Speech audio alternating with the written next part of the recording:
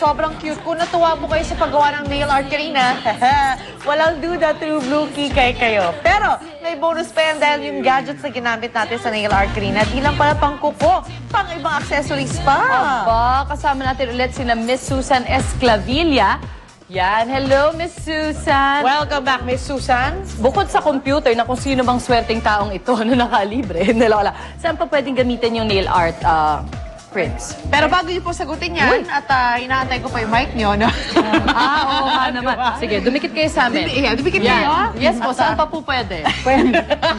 Sa mga ano po, sa mga sunglass. Okay, sa mga sunglasses. Ayun. Sa mga ano po, yung ipit sa buhok, sa mga earrings, ganyan po. Permanent na po ito? Yes po. Hindi, pwede pong palitan ulit ng design.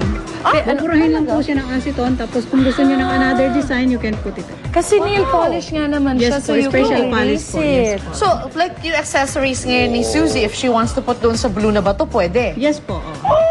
At saka hindi lang po yan, pwede niyo pong lagyan ng rhinestone. Wow! So, paano ba ginagawa siya?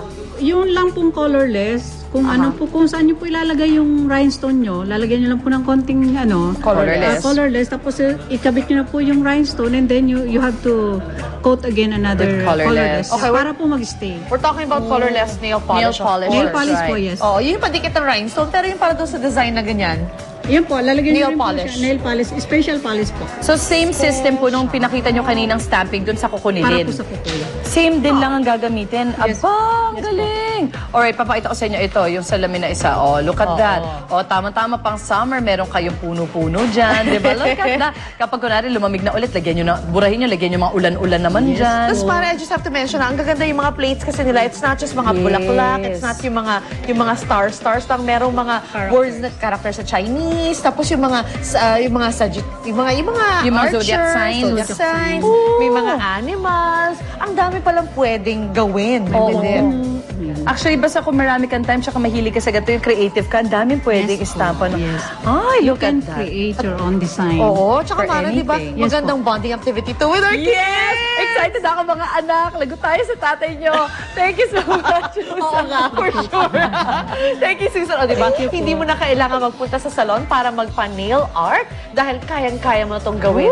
Mula ngayon, kami ni Suzy gagawa nito sa bahay, for sure. Iba yung kulay niya. Yes, Galing. pwede po. Alright. Babalik Thank po you, unang San. hirit. So dito sa ilalim, iba yung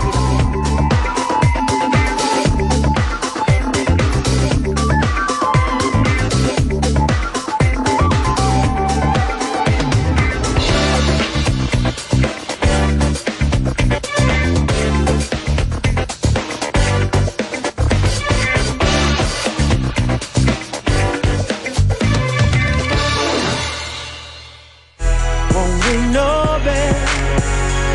You just put that bottom up in me.